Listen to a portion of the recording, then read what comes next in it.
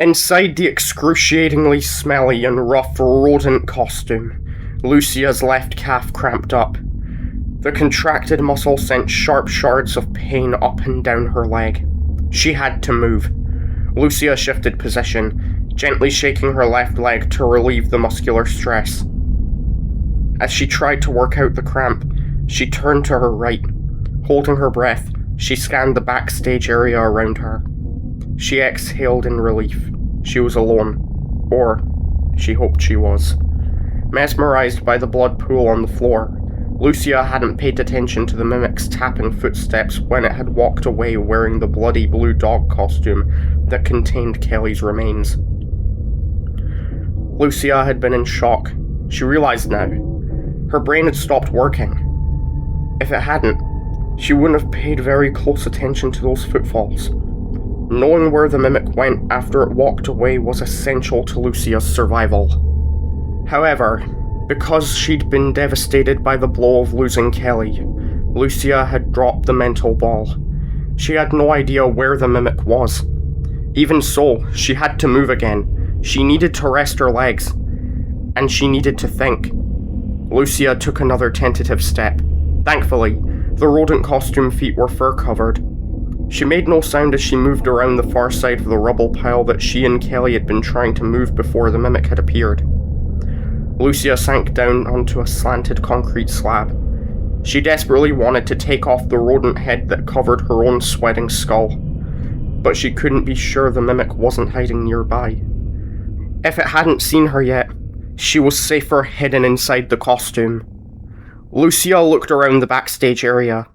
The dim stage lights cast shadows over the darkened expanse, creating pockets of gloom amid the confusion of boxes, endoskeleton parts, and stage props.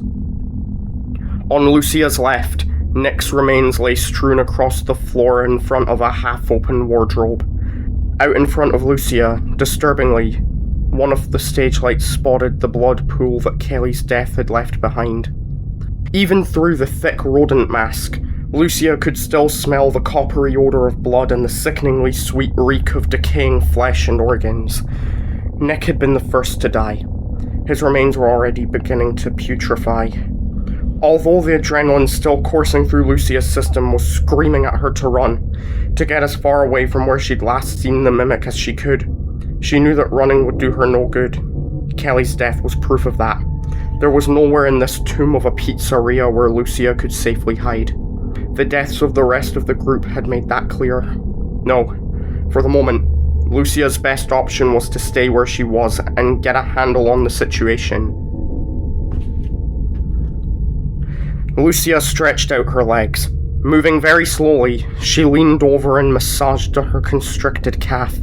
The cramp was easing. Her muscles were relaxing. Now that her brain was back online, Lucia realized there was only one way that she was going to get out of the place alive. She had to kill the mimic. But how? There must be a way, Lucia thought. Although the mimic seemed unbeatable, the logical part of Lucia's mind knew it wasn't. The mimic wasn't some invincible supervillain, no. The creature, no matter what horrendous and homicidal things it did, was a machine.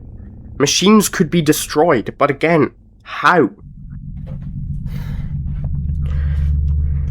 Lucia closed her eyes and listened to the silence pressing around her.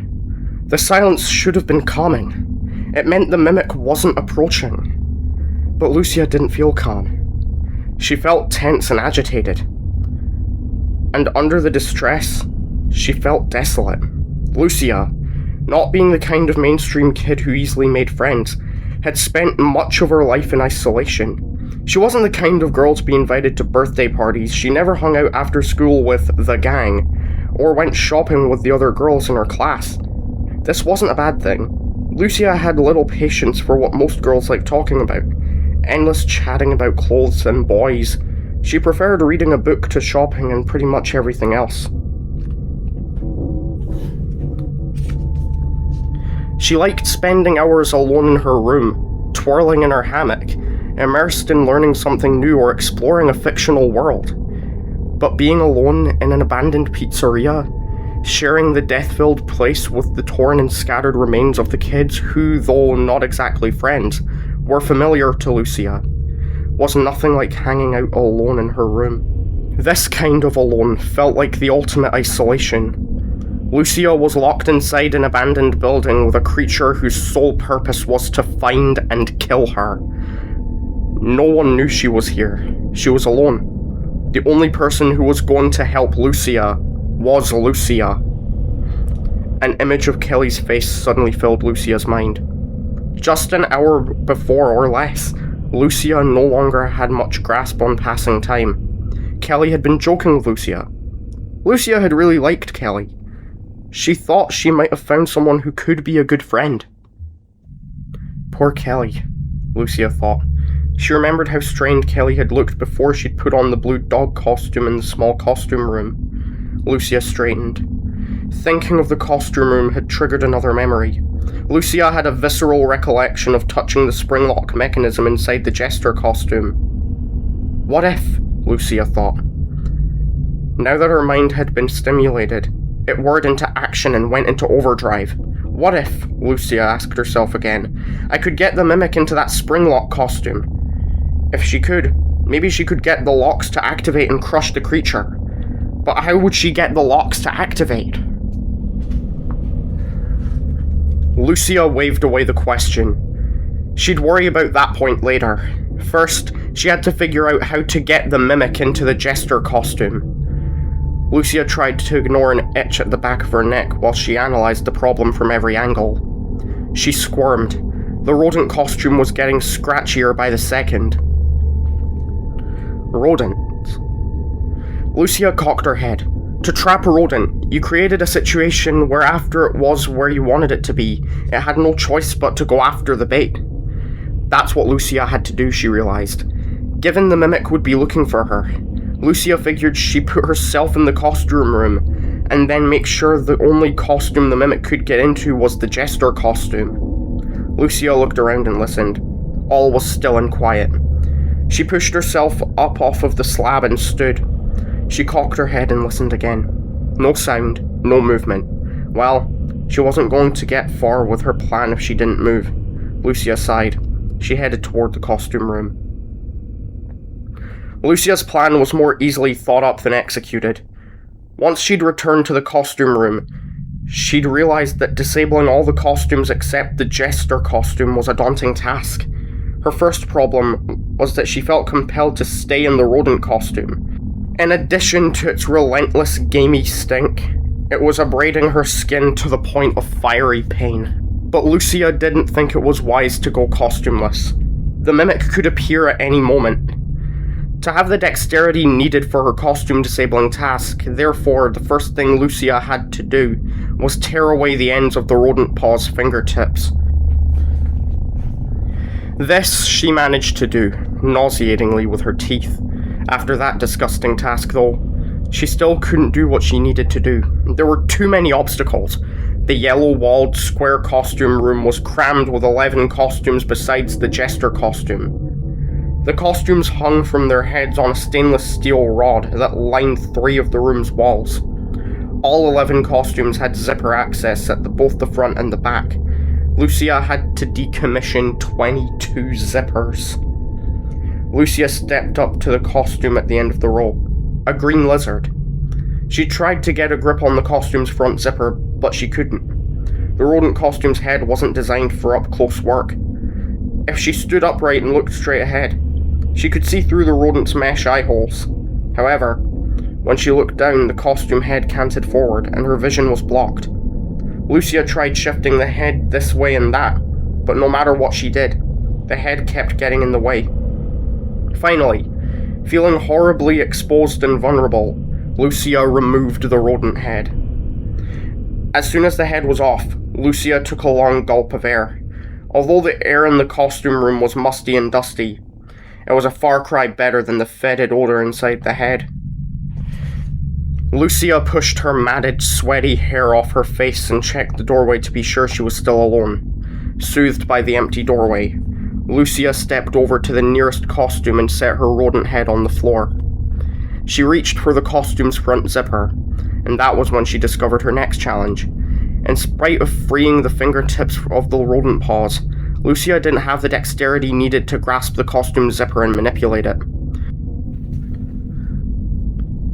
The rodent paw fingers kept getting in the way, and she found herself fumbling instead of accomplishing much. Finally, Lucia relented and undid her costume's front zipper. Stepping out of the costume, she hissed when the room's cool air hit her abraded skin. Once again, she checked the doorway. She now felt even more horribly exposed. If the mimic appeared, she was right out in the open, an easy target. And she still had another problem to solve. After struggling with the lizard's costume zipper for several minutes, Lucia discovered that the zippers were not easily rendered inaccessible. When Lucia tried to break the zipper's mechanism, she succeeded only in making the zipper awkward to manipulate, but not unusable. Even when she broke off the top of the zipper, the rest of the zipper still functioned. If only she had a needle and thread, she'd be able to sew the costume closed.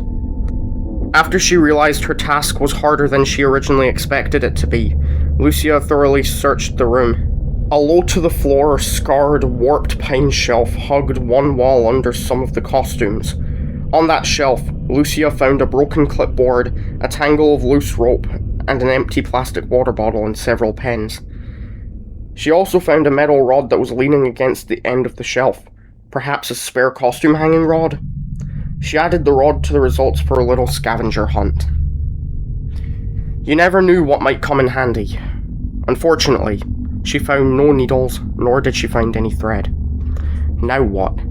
Lucia looked longingly at the empty water bottle. Her mouth was so parched it felt fuzzy.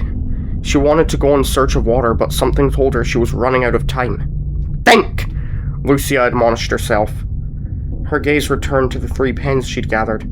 She felt a proverbial light bulb go off in her head.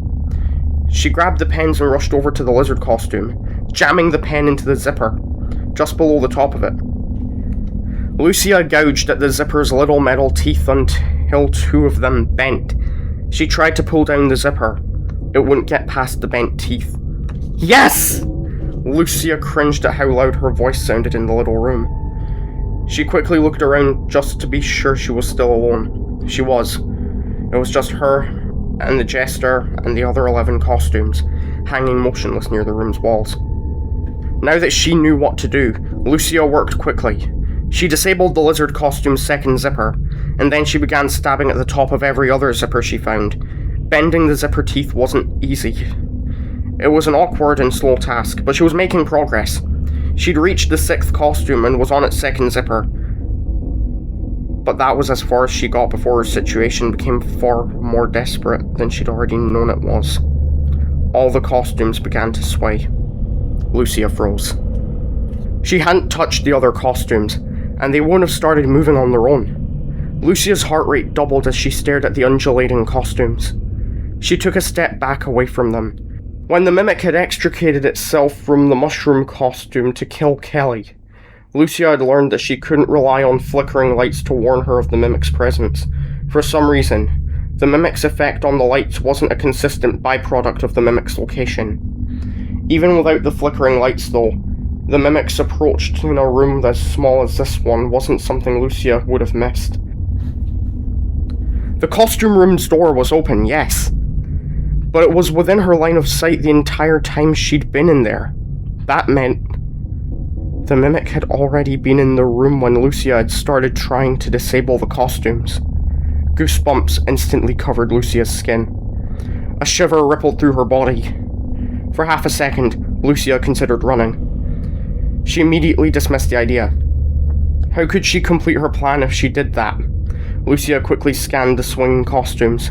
Which one was the mimic in? Not the first 6, obviously. Lucia's throat constricted with the realization of how lucky she'd been. What if the mimic had been inside of one of the costumes she'd fiddled with? Well, that question was easy to answer. She'd be dead.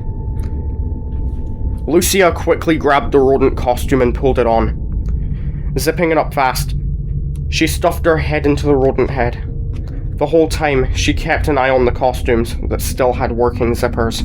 They didn't move, so Lucia, once again disguised as a tattered rodent, slipped behind the already tampered-with costumes. What should she do now? Well, she couldn't just hide among the costumes forever. The mimic would crawl out and kill her if she did. She had to stick with her task. When the mimic did reveal herself, chances were that it would attempt to enter another costume. She wanted to be sure the only costume available to it was the Springlock Jester. Inching to her left, Lucia moved as stealthily as possible to the next costume. She managed to grasp the zipper and pull and ease it down its back zipper. Then, she did her best to peer into it through the rodent's mesh eye holes. Thankfully, she was able to see well enough to tell that the costume was empty. She let out a quiet breath of relief, fumbling with the pen through the rodent paw fur. She jabbed at the costume zipper with her pen. It took 3 tries to bend the zipper teeth because her hand wouldn't stop shaking. Finally, she finished the 7th costume. She moved on, her blood rushing so loudly through her veins that it sounded like a swarm of bees in her ears. Lucia managed to get through 2 more costumes when she faced the 10th. She barely had the will to raise her hands to its zipper. At this point, she was playing a very dangerous game of Russian roulette, and she was down to even odds of losing. It wasn't a surprise, therefore, when her luck ran out on costume number 10. Nerve-wracking micrometer by micrometer, Lucia began lowering the zipper on the 10th costume, a dark brown gopher. Lucia paused and looked into the costume, past the top of the zipper. The gopher costume didn't move, but the pale glow of the room's dim overhead bulb glinted weakly off something metal. Lucia's hand turned to stone. She stopped breathing.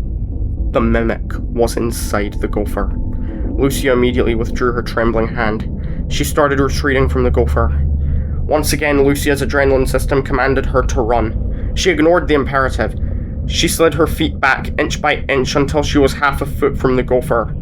Then she began to sidestep away from it. That's when the gopher moved.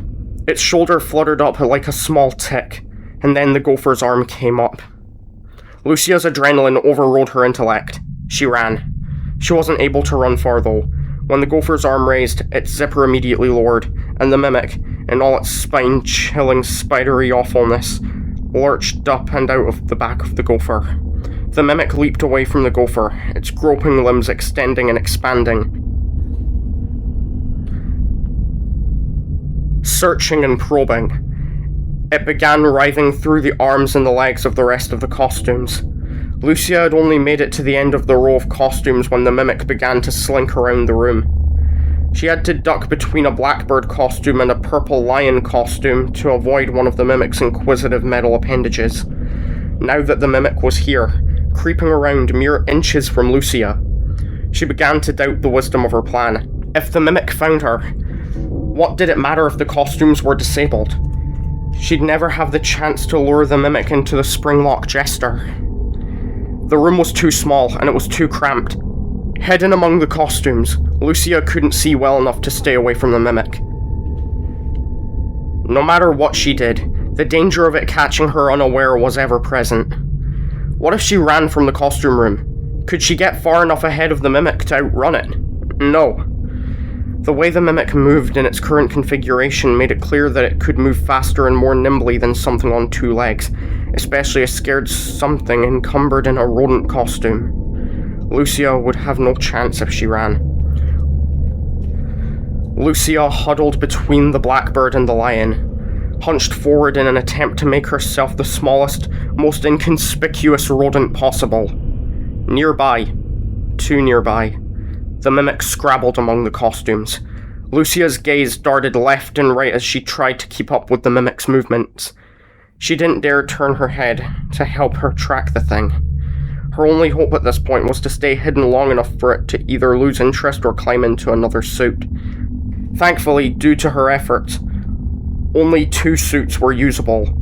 The last one that Lucia hadn't had time to disable, a flat-furred holy tiger costume, and the Springlock Jester. Lucia had a 50-50 chance that the mimic would get into the right costume, but not if it got to her first, which it did. Lucia gasped when she suddenly found herself staring into the mimic's white glowing eyes. It was right in front of her. The mimic was looking through the mesh of the rodent's eyes, gazing right into Lucia's own. Lucia couldn't turn and run fast enough, but she had another choice. She didn't hesitate. She quickly reached behind her and fumbled for the zipper at the rodent's back. Lucia started tugging on the metal pull at the top of the zipper. Her frantic fingers slipped off of it, but she immediately grabbed it again. Panting in panic, Lucia yanked the zipper pull downward. As she did, she felt something sharp graze her lip. She flinched and reared her head back inside the costume head. The mimic was starting to crawl into the rodent costume through the rodent's mouth. The mimic's cold metal pressed against Lucia's chin. The feel of the unrelenting pressure made Lucia's skin crawl. She redoubled her efforts to get the zipper down. "Come on, come on, come on!" she chanted. There was no point in being silent now. Lucia's head began to compress at the back of the rodent costume head. The mimic was pushing in farther and farther. Lucia tried to tuck her head away from the mimic as far as she could. And finally, the zipper was down. Lucia quickly ducked down and shot backward out of the rodent. The costume fell away from her, folding itself over the encroaching mimic. The mimic was immediately engulfed in scrappy grey fur as it flailed its metallic limbs to get control of the rodent costume. Lucia took advantage of the nanosecond opportunity. Thankfully, in spite of her terror, Lucia's brain was still functioning. Either that or fear was bypassing her brain and driving her actions. Whatever was motivating her, Lucia immediately scampered through the costumes and dove for the pile of things she'd found earlier during her exploration of the room.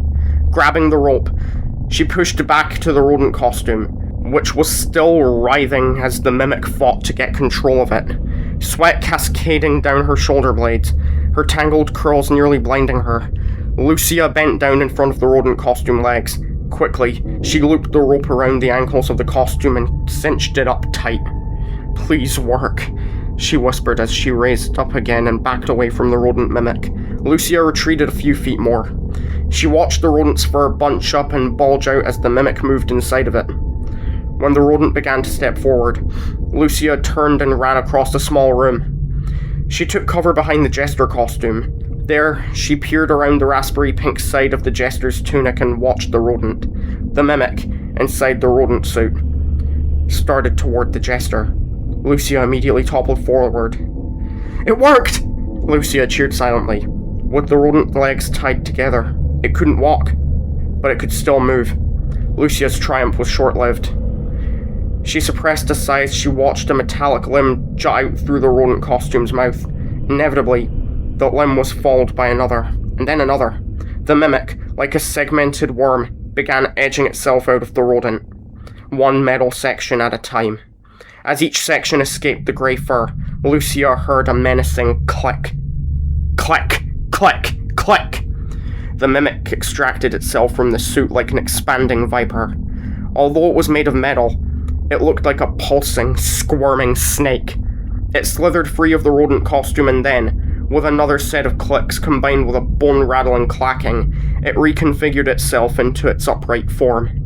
The bare bulb overhead flickered. "Now what do I do?" Lucia asked herself.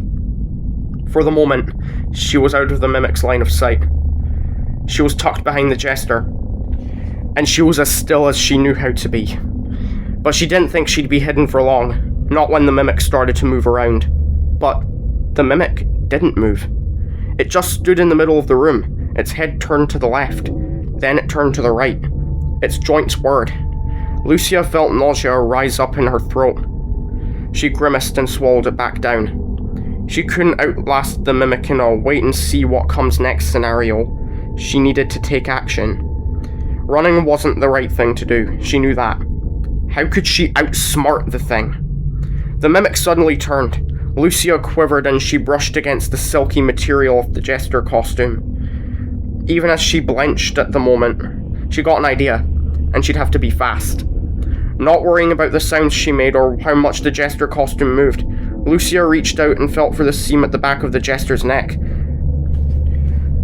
Slipping her fingers along the seam, she found a gap and pried the stitching open. Thankfully, although the costume was in better shape than the other ones in the room, it was still old. The joint line at the back of the neck gave way easily.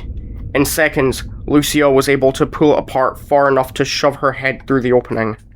Although sticking her head inside a spring-lock suit wasn't Lucia's idea of a super good plan, it was all she could think of. And it was just her head. She had no intention of fully getting into the suit.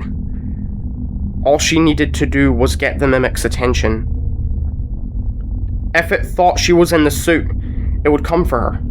And that was what Lucia was counting on. She wanted the mimic to try to do to her what it did to Kelly. The mimic continued to look around the room, but it didn't look toward the jester. Lucia wasn't about to move while her head was inside a spring-lock suit. So, she held perfectly still and called out, "Come and get me!"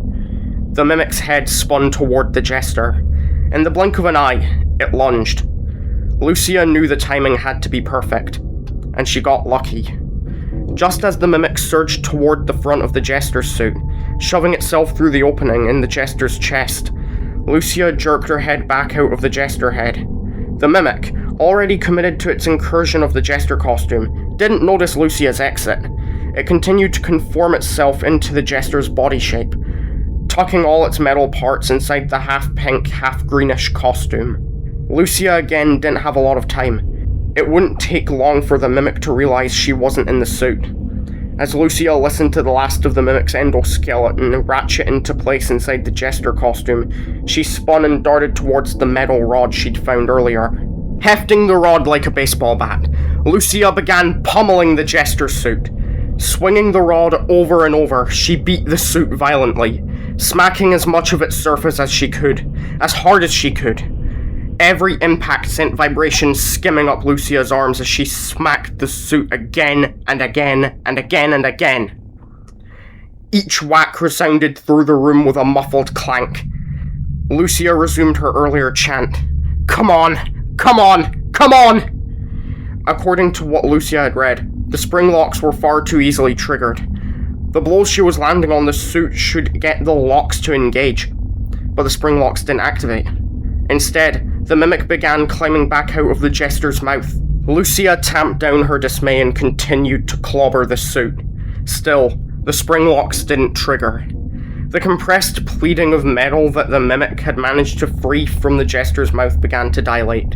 It enlarged itself and morphed itself into the mimic's head. The mimic gazed and latched onto Lucia. It opened its mouth. In an instant, Lucia switched strategies. She immediately repositioned her grip on the metal rod, and she hefted it like a spear, stabbing the end of the rod as deeply into the mimic's mouth as she possibly could get it. The mimic's head was jolted savagely back, and finally, the spring locks were set off. The room was immediately filled with the clamoring cascade of metal striking metal. The jester's suit convulsed. Shaking as if caught in the vortex of a hurricane, the suit gyrated, surging left and right, up and down. Every square inch of the jester moved at once. It quaked and rattled so fast that watching it was dizzying. But Lucia didn't look away. She couldn't. Her gaze was held in both fascination and revulsion, and it was held in hope. Would the spring locks do what she needed them to do? Lucia let out a whoop when she got the answer to that question. Viscous black fluid began seeping through the jester's bright fabric, pooling at the costume's joints. The fluid gave off the powerful smell of engine oil. The pungent, eye-watering odor clogged Lucia's nostrils, but a flower couldn't have smelled sweeter in that moment. Lucia couldn't afford to linger any longer, though. She could see that the spring locks were impaling the mimic. But would they do enough damage to disable it? Lucia couldn't count on that. Gripping the metal rod, Lucia turned and ran out of the costume room.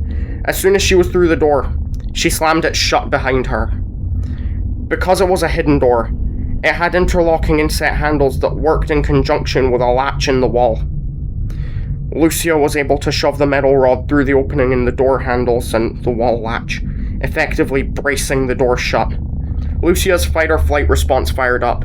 Her legs twitched in their need to force her to run, but Lucia stood fast. As she'd already concluded, running and hiding wasn't a long-term solution to her problem. She needed to find a way out of the building.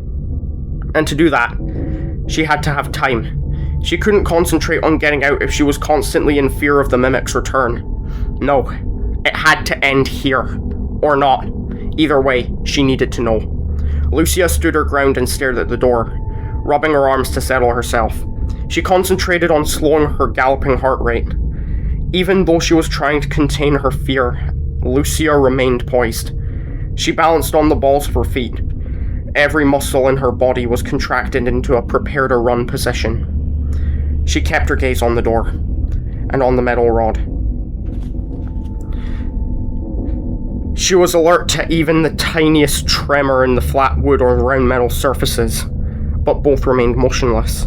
Lucia counted to 60, then she did it again, and then one more time. Finally, Lucia scrounged up some courage. She sank to her knees and crept forward until she could bend over and see through the crack under the door.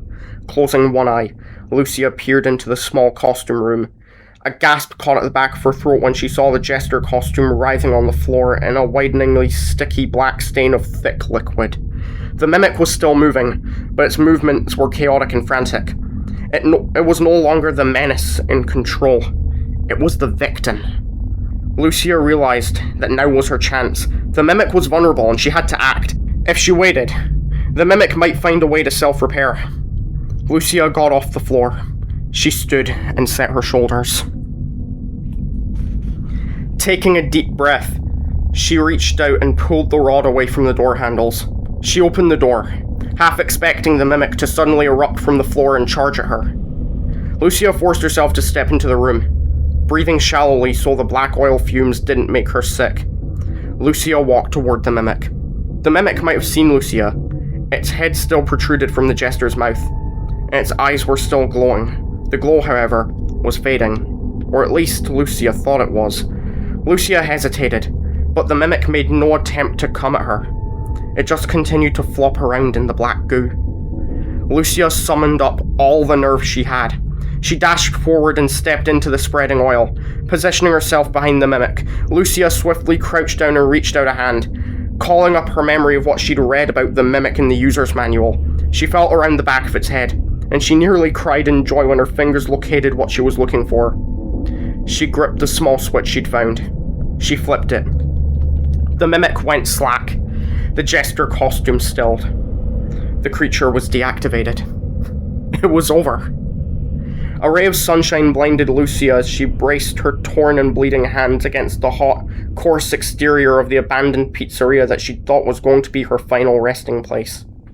Balancing on her tiptoes, she pushed off the wall of the table she'd dragged into place to access the tiny window set high on the wall at the far end of the ladies' restroom. Once Lucia had the building to herself, after she was sure that she was no longer being hunted, she'd been able to calmly, sort of, she was still jumpy, assess every potential exit in the building. All the doors and windows were barricaded with concrete and wood or metal, but the small window in the ladies' restroom had less concrete and metal than the others. Even so, it had taken what felt like hours of prodding and shoving at concrete blocks, prying at the metal that had been riveted to the wall over the place, and pounding at heavy boards and nailed into place over glass before she could bash the glass and scrape it away from the window frame. Then, she had to do some painful squirming through the small opening to create the egress she needed. But now she was on her way out. "Hey!" A deep male voice called out. "What are you doing?" It was a nice voice. A young voice. A kind voice. Was it real, or was she imagining it? Lucia shielded her eyes with the back of her hand. She squinted towards the sound of the voice. She tried to push herself farther out the window, but she couldn't. She was spent, beyond exhausted. She had nothing else left. Suddenly, strong, calloused hands were gripping her forearms. "What happened to you?" the same voice asked. Something blocked the sun, and Lucia looked into a pair of gentle blue eyes under a bright orange hard hat. A construction worker. She wasn't imagining her rescuer. She felt herself being dragged through the window opening. Lucia felt tears start to spill down her face. The salty liquid stung the abrasions on her cheeks. "Hey, it's okay. I've got you." Lucia started to speak, but her mouth was too dry. She, however, was able to smile. The end. Or is it?